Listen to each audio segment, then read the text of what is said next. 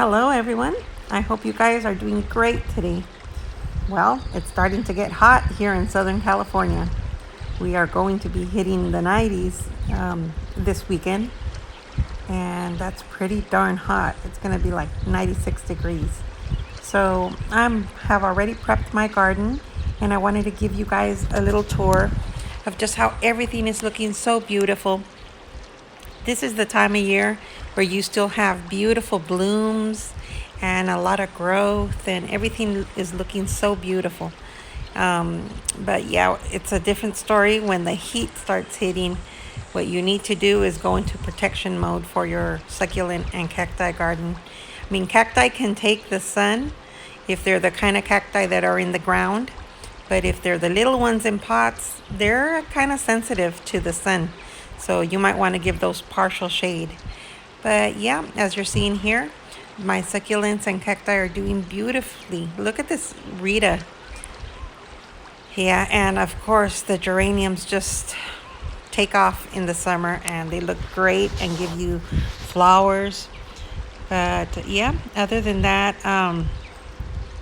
what other thing that I want to tell you? Just watering. Be very, very careful with the watering. Don't be tempted to get off schedule as far as your succulents. The best way to not kill them is to just keep on a schedule. When you go out there and you see them and it's been a super hot day and you think, well, they must be thirsty. It's been hot all week. If it's not the time to water them on your schedule, don't do it, because that's the best way to kill your succulents. Because remember, these succulents hold or retain the moisture in their leaves. So as long as they're kept in the shade or partial shade, morning sun is okay. They're going to do great. But yes, it's more likely that they will die of overwatering than of underwatering. So always err in the direction of not watering them too much. But yeah, my Cameronia are surviving. They're very stressed, but they're doing good. Look at this beautiful bloom. Hesperalo. Just the colors of these succulents are so gorgeous. Look at this Mardi Gras.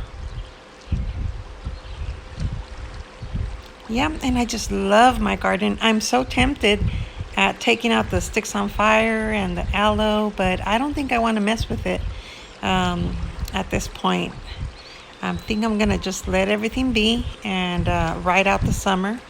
And during fall, I'll go ahead and revamp and kind of remove whatever's overgrown.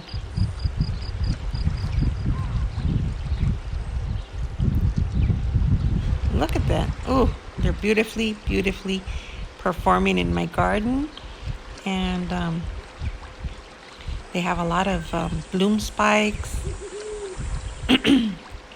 And just remember that those bloom spikes that come out in the middle for the echeverias, those are not babies. Most of the time, those are just bloom spikes. The babies come out from the bottom, and it's easy to confuse those with babies, but look at that. Oh, so gorgeous. I have been so lucky to be able to just maintain and keep my garden, blooming and beautiful.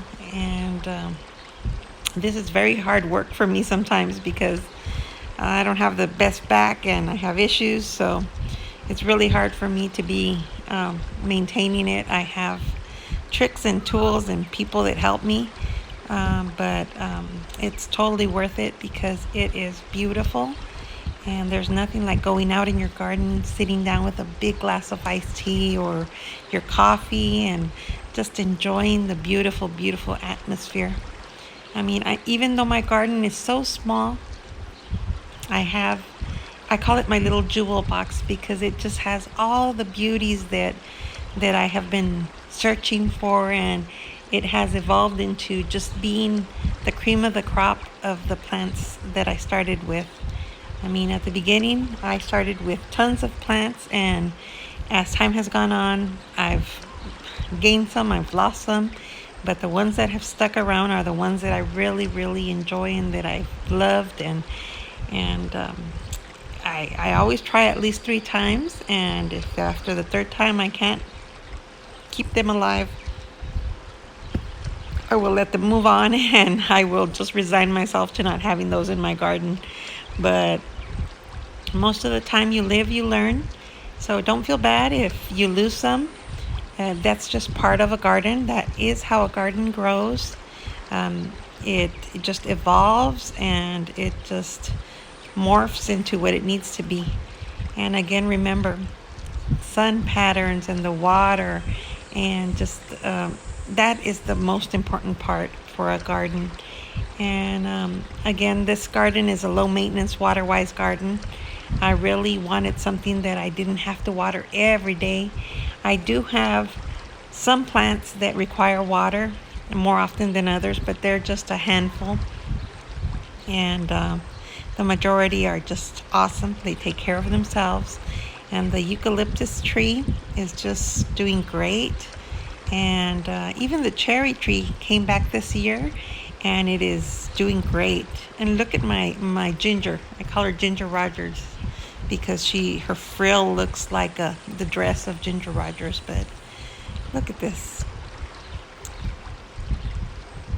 So beautiful.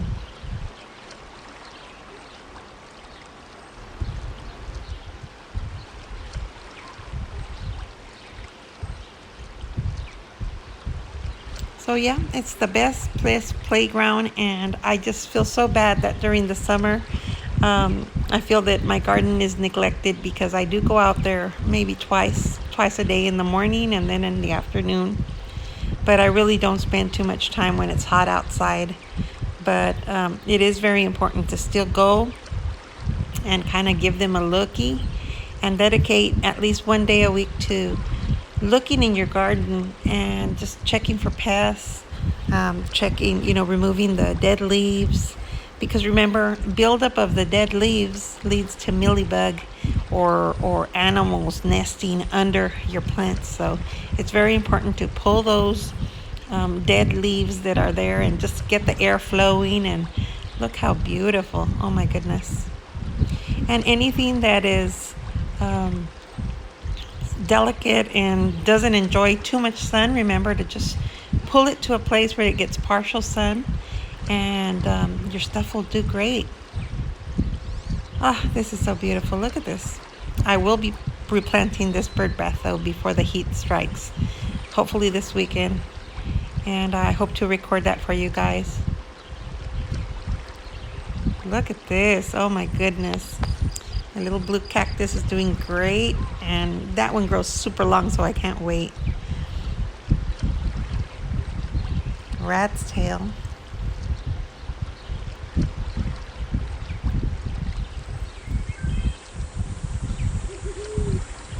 My peanut cactus.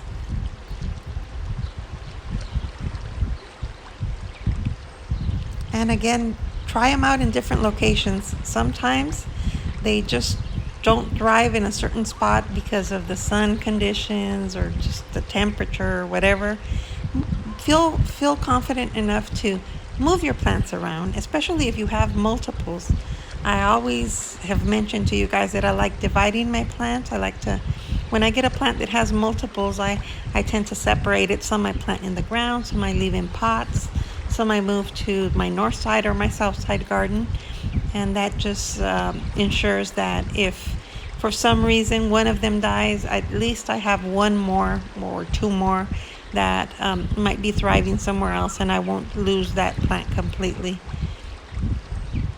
And these especially, I will never lose, and I love these. I thought I'd put them in there because they are just awesome.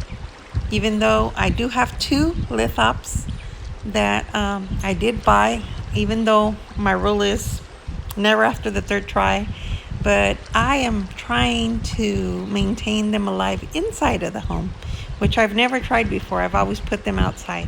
So I have a video on that, and I just want to update it so many months later so that you can see how they've progressed. But that will be coming up in the near future.